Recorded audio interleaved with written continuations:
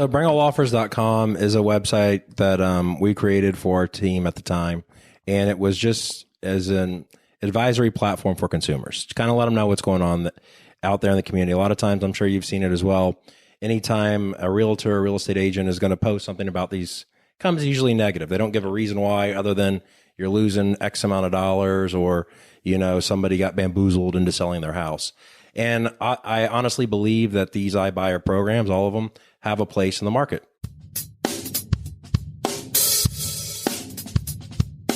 You're listening to the Real Estate Sessions. I'm your host, Bill Risser with Fidelity National Title, Tampa District. Thanks for tuning in as we uncover the stories of leaders in our industry. Hi, everybody. Welcome to episode 209 of the Real Estate Sessions podcast. Thank you so much for tuning in. Thank you so much for telling a friend. Today, I get to do something I love to do, and that is I'm having a face-to-face interview with my guest on episode 209 to let you know, to give you a sense of the Tampa Bay area. I am about 50 miles north of downtown St. Pete. I'm in Pasco County in Land O'Lakes. I'm here with Joe LoCicero of 54 Realty. 54 Realty. I want to make sure I got his name right. And Joe, welcome to the podcast. Thanks for having me. Yeah. So the first thing I want to ask you is the name 54 Realty. Now, as I drove up here and I came up McMullen Booth, so locals know what I'm talking about. If you're out of the area, I kind of took surface streets. I didn't take a freeway. And as I came up, I end up on what's called Highway 54. So is there a connection there? Yeah, absolutely. So me and my wife moved up to the area in 2006, and Land O'Lakes came up from the Tampa Bay area and moved into Concord Station. And when we started our real estate team, I want to say 2011, when the market, was really at its had bottomed out. And, we were just getting some traction and building the team. We kind of wanted to do a name different than just using the traditional last name like you see most of the teams in the area do. So we thought, what could be something that we could do kind of a word play on the area that we were farming and where we wanted to grow, which is primarily the Wesley Chapel, Land O'Lakes, Lutz, Trinity, Odessa sections of Pasco County. And the 54 corridor kind of ran right through. So that's where you kind of saw the commercial growth, all the communities being built, the master plan communities, a lot of people moving up in the area. So that's where we came up with the name. In 2011, this stuff was already underway as far as planning and things. You knew that. This was part of your master plan? Yes. Let's talk about Pasco County for a second, because I think most people that know Tampa Bay think of Hillsborough and Pinellas. Those two counties kind of dominate that St. Pete, Tampa Bay area. And if I had to describe it, Pasco County is just kind of like sitting right on top of both of them, right? Absolutely. It stretches all the way to the coast. It's actually Gulf Coast properties all the way inland, maybe 40, 50 miles, I would think. Is that about right? Yeah. So it's going to start at the coast, the Newport Richey, Port Richey, Hudson areas, and stretch all the way out to Dade City, Zephyr Hills. Awesome. So it, covers a pretty wide area. And then obviously it's, going to be north of both Pinellas and Hillsborough County. Yeah. And I just want to talk about this growth for a second. As I drove out this morning, retail, residential, it is crazy what's happening on this stretch up here, because if you're down in Pinellas County, kind of forget it. It's kind of built out, and we just build up, not out. And Tampa has some hot spots still, New Tampa, some areas. But boy, talk about what's happening up here. So there's a lot of growth in the area. You have a lot of master plan communities, a lot of families moving in the area. In addition to that, you also have a lot of businesses starting to come in the area to help with the economic growth to kind of sustain all these homes that are being built. Right. Yeah. And I think I saw a ton of commercial. That's what I meant as I was coming up here. It was pretty cool. Let's get to you. I like to find out where the guests come from. Let's backtrack a little bit. Are you one of the few Tampa natives running around? Yeah, actually a third generation, believe it or not. Wow. That's just, so where'd your family originally come from? How's that? Italy. All right, good. So now I have a question, because was Ybor City a part of your family's early life? Yes. Fortunately for me, all of my family still remains in the area, both my brothers, mom, dad, all that good stuff. So we've always kind of stayed tied into the community and part of the heritage. Now, you grew up in Tampa Bay proper. You were down closer to South Tampa? Just Tampa. south of Carrollwood. I grew up in an area called Egypt Lake. Okay, excellent. And high school here? Yep, high school. Went to Jesuit for 2 years and then graduated from Tampa Catholic. Awesome. And I know you're a USF guy. Yes. Can we talk about Charlie Strong for a second? Are we okay? Are we gonna be all right? It depends how we're talking about it. Well, look, a nice win this week. Before we recorded this, I think they beat UConn. Yes. Right, which is good. And so fingers crossed for things better. I live 2 blocks from the St. Pete USF campus. And so not quite the same as the main campus. No, but that's a beautiful campus. Actually, that's the one I went to for most of my classes. Because Okay. at the time of going to USF, I was in the town and country area. So the commute was about the same to both. But I really love that campus out there on the water, Yeah. the sailboats and everything out there, all that good stuff. Yeah, good. Did you enter real estate right out of college? No, so when I graduated college, about late 2004, I went into the mortgage industry. I started with a company called Residential Finance. A couple buddies I know were in the mortgage industry doing really well, obviously during the boom. So I got my start in there, did mortgages for a couple of years, opened up my own branch for a mortgage company in 2006. At that time, I got my real estate license. Me and my wife had 4 young kids at home, and she was pretty much a homemaker, taking care of the kids while I was out providing the income for the family. When I opened the mortgage company, we had plans of opening a real estate company as well. That's why I got the sales associate license with the plan of opening the brokerage. 2008 came, and all those plans came crumbling down. Yeah, that changes things quite a bit. So in 2008, there were opportunities for a realtor, not Yes. so many for a lender. So Correct. is that kind of the trigger that kind of pushed you into real estate full time? No, believe it or not, I didn't get into real estate until my wife got licensed, and then I kind of piggybacked on her.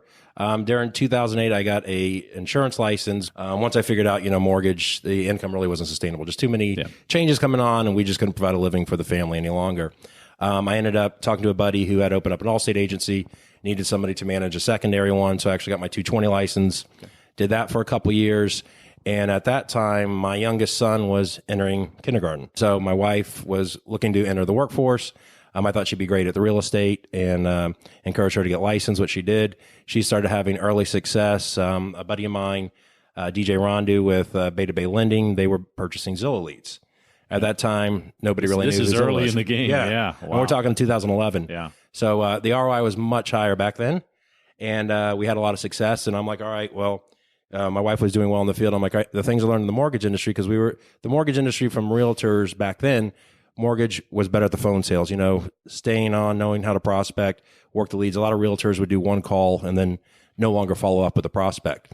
So just kind of instilling some of those prospecting tactics that I learned from the mortgage industry, bringing over to the real estate, just as DJ was doing over there at Beta Bay, and kind of coach me on how to do it. We just had a lot of success, and then we started the team from there.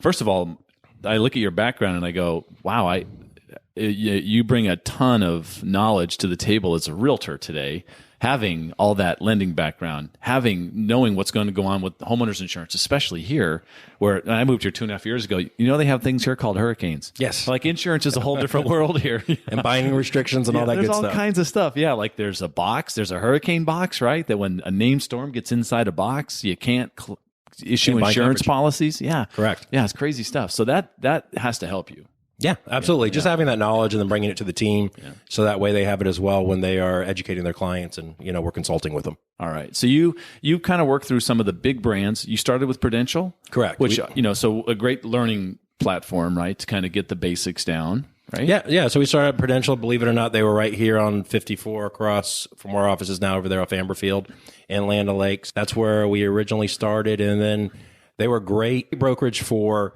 a newer agent, had great training, a little bit of hand holding where, we got the mentor and all that good stuff on really how to build the real estate business. Ended up leaving there, them going to Keller Williams. We outgrew the model. Financially, it just wasn't making sense anymore. Makes sense. And then Keller Williams at that time was just a little more attractive. Yeah, time at Keller Williams. You've also been with RE/MAX. Correct. Yep. Right. We've been at RE/MAX for the past 2 years. We were at the time exploring the possibility of buying a franchise with them, wanting to get embedded in their culture, kind of learn what RE/MAX was about. Met with a couple broker owners in the area who were great to work for, Christian Bennett and Sally Swingford. They were fantastic to work for while we were there. We really like RE/MAX, but at the end of the day, just thought we'd have a better fit kind of doing it on our own. And let's talk about that. I mean, just recently, we're talking on the last week or two. Yes. You've actually launched 54 Realty, and let's talk about that process. I mean, that's, you've had the team for a while, and you're not, that part of it's pretty straightforward for you. You know how to market the team, how to keep your people busy, how to train, how to do all that stuff. Are you the broker? Did you have someone else who's the broker? How are you doing that part of it? So when I applied for the license, I've had my broker license for a while. So I have a broker record. Our director of ops is actually transitioning over to be the broker of record for this office, Richard Castori. Hopefully that's taken care of in the next couple of weeks, but obviously going through the state process with that. So he'll be handling all the compliance and all that stuff because it does get time consuming where I'll still be doing the same kind of functions that I was doing when running the team with my wife. Okay. And let's talk about the team. What does the makeup of the team look like? You mentioned a director of operations. So let's talk about the staff and then the breakdown with your agents. Yeah, so we have right now on staff our director of ops and our broker of record as Richard. We also have a transaction manager who oversees all the transactions, a listing coordinator to help with all the listings and making sure that all of our clients' needs are met. We also have a marketing person in-house doing all the marketing, whether it's brochures, social media, advertising, blogs, websites, all that good stuff. Full-time marketing person. Full-time marketing I just want to make sure we say that out loud. Yes. That it's not a part-time job. Full-time. And actually, where she's needing help right now, so we're bringing on a part-time just to kind of help her out. Just with, social media, and it's moving so quick, and it's tough to learn. You got to keep up with it. And then, trying to get the video content, like videographer, photographers, things like that. It just becomes cumbersome at some point.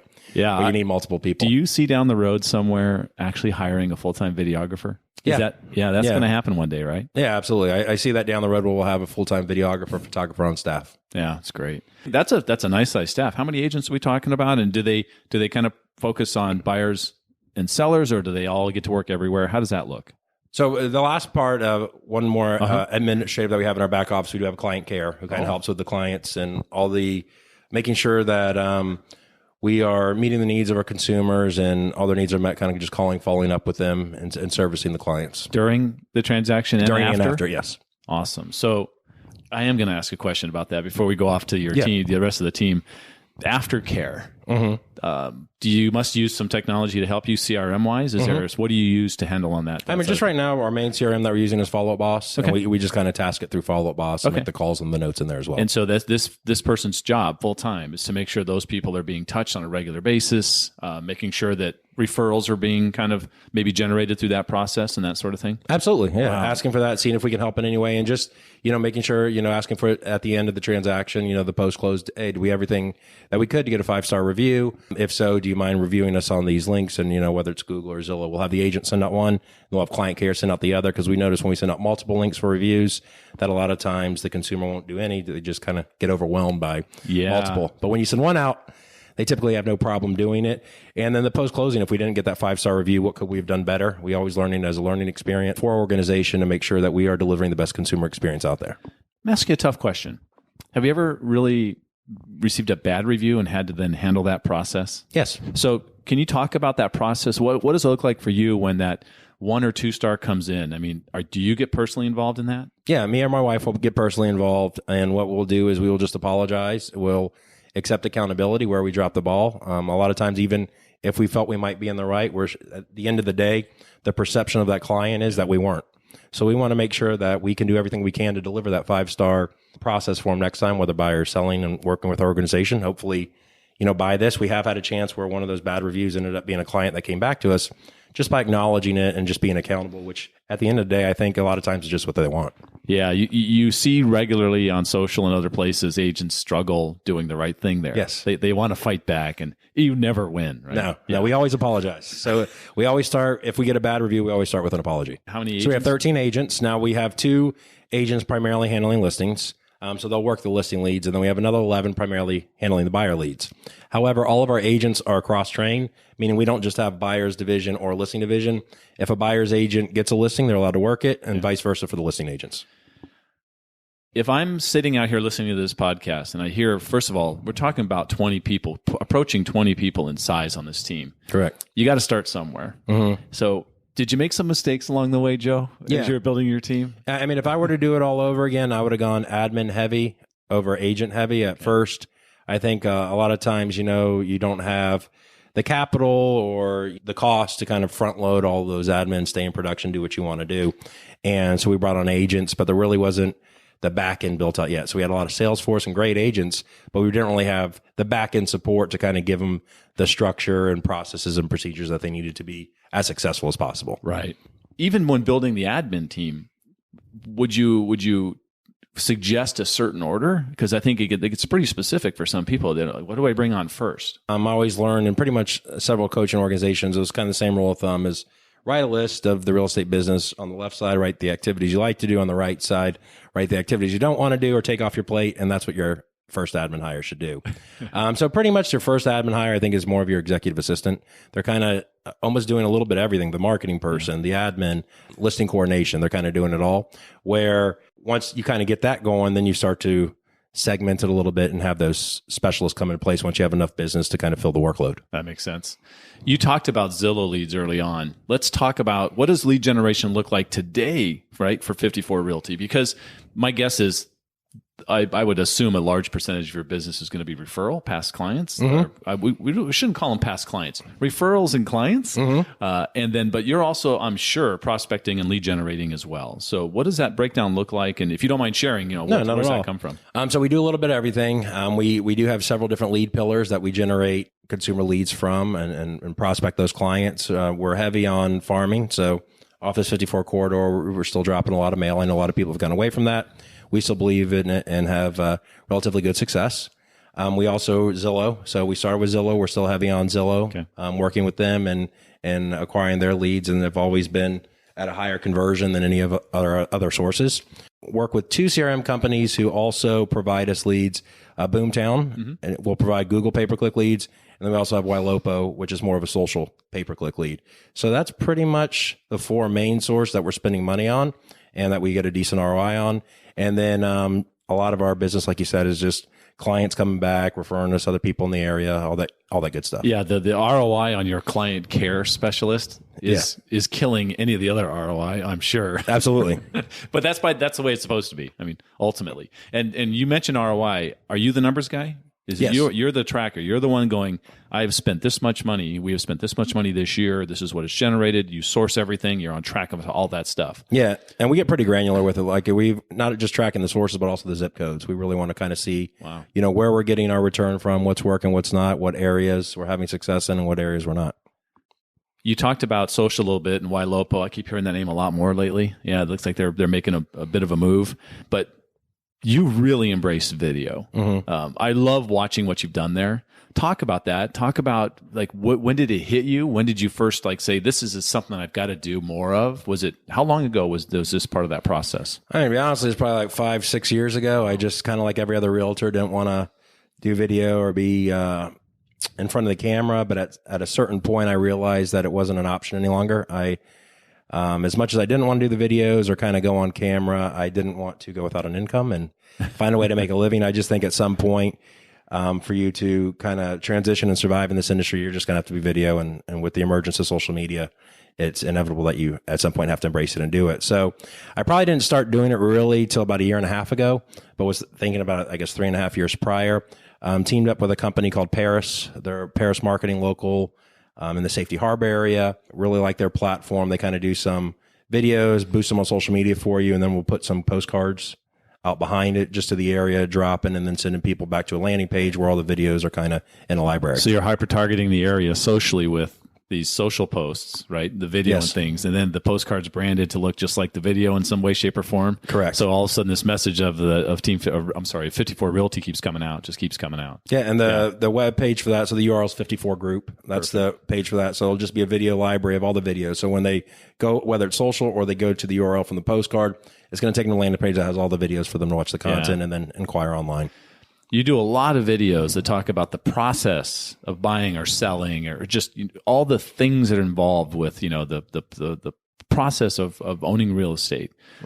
Talk about how important those have been. Have you seen some results? Have you seen some success come from those videos where people are you getting some organic love on some of that stuff? Yeah, definitely. We're definitely getting a lot of traction on it. I feel that any business owner, you really want to put value out in the marketplace, and what I'm finding is we're now in kind of an education-derived environment with businesses, and a lot of the consumers are kind of want to have what I would call those equity deposits. Give the information out for free, educate them, and eventually, if you go ask for the business, or you might even guilt them into giving it to you because you're putting out so much free content. What I've seen from a lot of realtors, they'll just make a post and then they'll ask for it. It's just a post. They really hadn't put out any education or tutorials or how they can help the consumer, and they're asking for the business. And a lot of times, I don't believe in that strategy because you don't gain much traction. You need to put the content out, become that, I guess, reliable source Yeah. in your industry, in your area, that somebody trusts. And then when you do go to ask, they're not as unwilling as if you just go for it out the gate. Yeah. So there are coaches who follow along that process directly. I think of Tom Ferry right away, right? Then there are coaches like his dad that might be just the opposite of what you're saying. Yes. Right. It's like you got to make 100 calls a day. Yeah. And you've done that. You've been on both sides of that fence, right? What is it? I kind of asked this earlier, but I love finding out from top producers how you handle this part of the business. So you probably have people on your team who don't like making calls. Is that a fair assumption? Yeah, there's definitely some who like making them more than others. And so the ones that don't like making them, how do you induce them to do that activity, which you know is going to help them grow their business? I think it's just kind of sitting down with them and having them kind of have the self-realization that it's kind of part of the industry for them to kind of survive as an agent. They're going to have to make the calls. They're going to have to engage. We are evolving as a society where a lot of people do prefer texting, but you're still going to have to do a little bit of both. So the people who want to call, I tell them, hey, if you want to reach a maximum level of your success, you're going to have to do both, and vice versa for the people who prefer to text over making the calls. Right. And ultimately, that can be reduced over time. Can it? Is it possible? Yeah. Absolutely. So once you've built up your business, you get to a point where you're going to work really hard on making sure that all those customers are being touched and contacted and listened to on a regular basis. And you're going to continue to grow that business that way. And they're much easier conversations at that point. Unbelievable, right? It's much easier to pick up the phone and call somebody. Absolutely. that you already know. I love that. Look, we're in a brave new world in real estate. It feels like it's always a brave new world, but there's some big changes that have happened recently, right? So we've had the iBuyers who have been around. I came out of the Phoenix market a few years ago. They've been around there forever. That's where they kind of the birthplace of all these new things with Open Door and OfferPad. And now they're in the Tampa area, Orlando and Tampa. We have Open Door, OfferPad.